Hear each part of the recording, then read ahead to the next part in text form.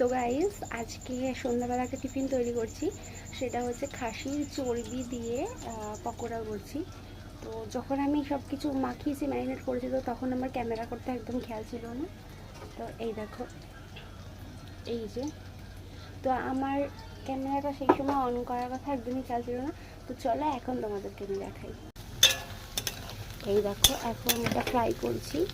যেহেতু এটা চর্বি, তো অনেকক্ষণ থেকে একটু ফ্রাইটা আস্তে করে গ্যাস কমিয়ে দিয়ে লো ফ্লেমে করতে হবে। তো দেখো,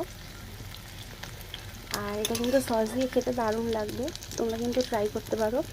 আর রেসিপিটা মানে ওই ম্যারিনেট করার সময় দিয়েছিলাম হলো, তো ম্যারিনেট করার সময় দিয়েছিলাম বেসন, কাঁচা লঙ্কা, কাঁচা পেঁয়াজ, তারপর সব রকমের মশলা দিয়ে ভালো করে ম্যারিনেট করে তারপরে সুন্দর করে করেছি। তো চলো এবার এটা আমি করে নিই, তারপরে আমি এটা খেয়ে রিভিউ দেবো।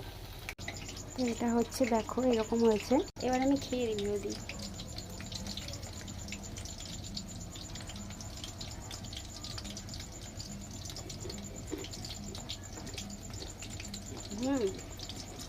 দারুণ হয়েছে।